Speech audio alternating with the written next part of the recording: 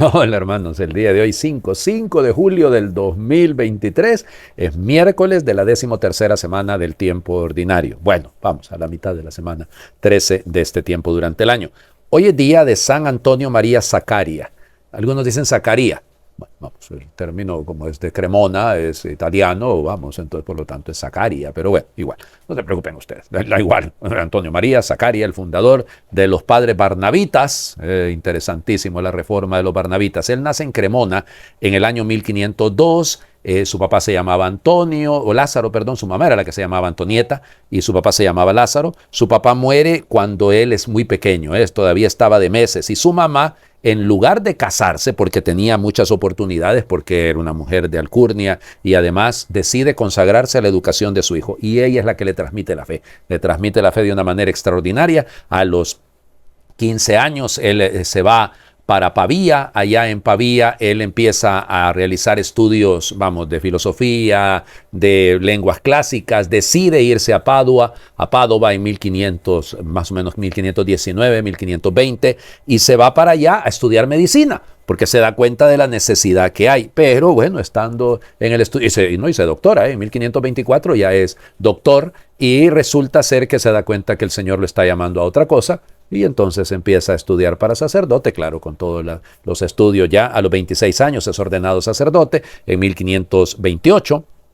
Y se va para Milán, porque en Milán, lógicamente Milán en ese momento es un hervidero de vida de fe. Acuérdense, estamos en 1526, es decir, ya han pasado 9 años, 1528, han pasado 11 años del inicio de la Reforma Protestante, entonces todo eso se está viviendo ahí. Y junto con dos amigos que se llamaban, fíjense, esto es fácil reconocerlo, se llamaba Bartolomé Ferrari, los Ferrari, y el otro se llamaba Jaime Antonio Morilla. Ellos pues se hacen un nudo, y ellos van a ser los fundadores de los clérigos regulares de San Pablo, porque lo que hacen es formar pequeños grupitos de oración alrededor de las cartas de Pablo. Y entonces, padre, por usted dijo que se llamaban los barnabitas, porque la iglesia donde ellos nacen es la iglesia de San Bernabé, o Barnabá en italiano, y entonces por eso es que se llaman barnabitas. Además, Bernabé es el acompañante de San Pablo, al menos en el primer viaje. Así que por lo tanto quedaba muy bien. Y luego con una condesa apellido Torelli va a fundar las Hermanas Angélicas de San Pablo y los pequeños grupos de alaicos de San Pablo. Y ya les digo, entonces una belleza el trabajo que hace.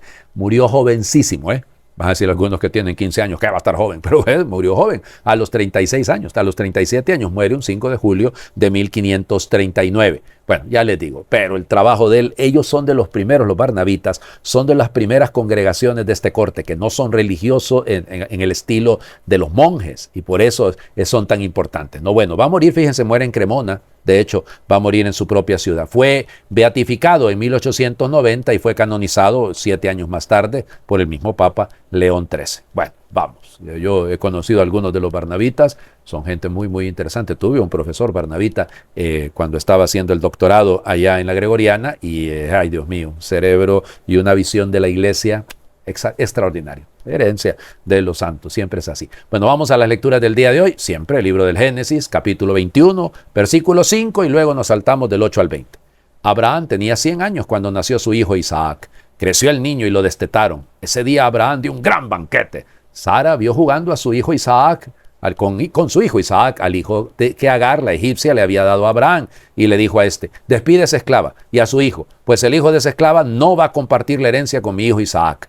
Abraham lo sintió mucho por tratarse de su hijo, pero Dios lo consoló diciéndole: no te aflijas ni por el niño ni por tu esclava. Hazle caso a Sara en lo que te dice, porque es Isaac quien continuará tu descendencia, aunque al hijo de la esclava lo convertiré en un gran pueblo por ser descendiente tuyo. Se levantó pues Abraham de mañana, tomó pan y un odre de agua y se lo puso a Agar en los hombros, le entregó al niño y la despidió. Ella se fue y anduvo errante por el desierto de Berseba. Cuando se le acabó el agua, Agar dejó al niño bajo un matorral y fue a sentarse enfrente a distancia como de un tiro de arco, pues decía: no quiero ver morir al niño. Entonces el niño rompió a llorar, y Dios oyó el llanto del niño. El ángel de Dios llamó a Agar desde el cielo y le dijo: ¿qué te pasa, Agar? No tengas miedo, porque Dios ha oído el llanto del niño que está ahí. Levántate, toma al niño, llévalo de la mano, porque voy a convertirlo en un gran pueblo. Entonces Dios le abrió los ojos y vio un pozo con agua. Fue, llenó el odre y le dio a beber al niño. Dios asistió al niño que creció, vivió en el desierto y llegó a ser un gran tirador de arco. Palabra de Dios. Te alabamos, Señor. El origen de los ismaelitas. ¿Ok? Porque de ahí precisamente el hijo de Agar, aquí no dicen su nombre, pero es Ismael. Y entonces precisamente los ismaelitas son los árabes. Porque según la tradición, y si leen el Alcorán, todavía van a ver cómo cuenta cómo él fue el que dio origen a las tribus del mundo árabe, hacia el sur del Arabá, del Mar Muerto. Bueno, a ver, yo sé que alguno dirá, padre, es una falta de caridad, ¿no? Despedirla a ella con su hijo, tratando de esa manera, los celos de Sara, podrá tener 90 y tantos años la Sarita, pero es celosa. Bueno, es una prerrogativa, llamémosle así, de las mujeres en ese sentido, y es parte de la feminidad, ¿no? Claro, no quería ella una competencia detrás de eso. Claro, yo conozco mamás que han hecho todo lo contrario, pero aquí viene el sentido de la descendencia, o sea, Dios ha prometido y hay que mantener eso, que el pueblo de Israel es el descendiente de Abraham, es aquel sobre el que se ha colocado la promesa de las estrellas del cielo, las arenas del mar. Entonces por eso se subraya este tema, pero también quiere explicar de alguna manera la Biblia el origen de los pueblos árabes, el origen de los pueblos al sur del Arabá, y ponen de alguna manera la vinculación con Abraham. Este punto, si me lo permiten, es la clave para el diálogo interreligioso con los musulmanes, con los judíos. O sea, tenemos en común el origen de nuestro padre Abraham y por lo tanto ahí podemos confluir en el espíritu de Abraham, en la conciencia que tiene Abraham de la misión que Dios le encomienda. Creo que ese diálogo no podemos perderlo. Pueden criticar todo lo que quieran al Santo Padre, que se acerca a los musulmanes, que habla con ellos, igual que como habla con los protestantes. Está haciendo las que haría Jesucristo en ese sentido. Él no podría hacer otra cosa y por lo tanto está haciendo lo que es, lo correcto, y trabajar por la paz. Ya ven lo que está pasando, por ejemplo, o ha estado pasando en Francia, ¿no? Y en otros lugares, esos disturbios provocados, y uno mira los testimonios y los videos y las cosas que dicen. Son muy malos musulmanes estos, son muy, muy malos musulmanes. Pero es ese afán de hacer valer un criterio que no es exactamente el de la paz. Vamos al Evangelio. Mateo, capítulo 8, versículos del 28 al 34. En aquel tiempo, cuando Jesús desembarcó en la otra orilla del lago, en tierra de los Gadarenos, 2 endemoniados salieron de entre los sepulcros y fueron a su encuentro. Eran tan feroces que nadie se atrevía a pasar por aquel camino. Los endemoniados le gritaron a Jesús: ¿qué quieres de nosotros, Hijo de Dios? ¿Acaso has venido hasta aquí para atormentarnos antes del tiempo señalado? No lejos de ahí había una numerosa piara de cerdos que estaban comiendo. Los demonios le suplicaron a Jesús: si vienes a echarnos fuera, mándanos entrar en esos cerdos. Él les respondió: está bien. Entonces los demonios salieron de los hombres, se metieron en los cerdos y toda la piara se precipitó en el lago por un despeñadero y los cerdos se ahogaron. Los que cuidaban los cerdos huyeron hacia la ciudad a dar parte de todos aquellos acontecimientos y de lo sucedido a los endemoniados. Entonces salió toda la gente de la ciudad al encuentro de Jesús y al verlo le suplicaron que se fuera de su territorio. Palabra del Señor. Gloria a ti, Señor Jesús.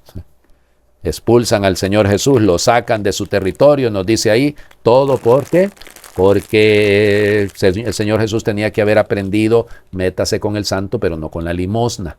Es que estos gadarenos dependían precisamente de la vida que producían los cerdos, en una piara numerosa, según nos dice, y por lo tanto, el Señor Jesús les arruinó el negocio. ¿Cuántos negocios no ha arruinado el Señor Jesús que no son dignos y que están bastante endemoniados? ¿Cuántos negocios que hemos hecho y que hemos llevado adelante no son dignos del Señor, sino que salen de entre los sepulcros, producen muerte? Hay que precipitarlos, es decir, y si nos toca dejar algunas cosas que no nos acercan a Dios, sino que nos alejan de Él, tengamos el valor de hacerlo, hombre. Tengamos el valor de dejarnos tocar por el Señor Jesús. Claro, siempre lo diabólico, siempre lo contrario al Evangelio va a sentirse amenazado por la presencia de aquellos que están transmitiendo la verdad del Evangelio. Así que no tengamos miedo, no tuvieron miedo San Antonio María Zacaria y de hacer las cosas como eran, pues tampoco lo debemos tener nosotros. Nos vamos a enfrentar a un montón de cuidadores de chanchos, de cuidadores de cerditos, que sencillamente verán sus negocios amenazados. Y por eso todos los lobbies y todas las cosas, porque, óiganme, piensen, los ataques en contra de la iglesia en estos días tan grandes, venidos de esos lobbies que promueven la ideología de género, la percepción de género, que promueven el aborto, pero es que es una industria, el negocio de la trata de personas, lamentablemente de la pedofilia, de la pederastia. Es un negociazo, se venden por millones. Aquí en mi país hemos tenido muchos casos de muchachas que han secuestrado y que las han vendido. Y ahí aparecen ¿cómo se llama? En la black web, o sea, en la parte oculta, digamos, de la web. Es difícil esto, ¿no? O sea, tenemos que seguir trabajando. No nos cansemos de hacer el bien y de enfrentar al mal con la verdad. Hagamos oración. Nos rodean, nos entrampan con fuegos de artificio, nos muerden por dentro. Sus nombres son envidia, soberbia, desprecio, violencia, prepotencia, burla, vacuidad, abuso. Nos ciegan, aturullan con su discurso incesante, con su lógica aparente, nos envuelven en razones y sin apenas darnos cuenta, nos asolan y alejan a unos de otros. Camuflan el dolor de indiferencia y adornan la nostalgia con risas fáciles. Señor de la verdad desnuda, del amor posible, de la justicia auténtica, Dios con rostro humano, hombre que apunta a Dios, rompe las cadenas y líbranos del mal. Amén. El Señor esté con ustedes y les bendiga a Dios por intercesión de San Antonio María Zacaria, el que es Padre, Hijo y Espíritu Santo, y su bendición descienda, les acompañe siempre. Muy feliz miércoles para todos.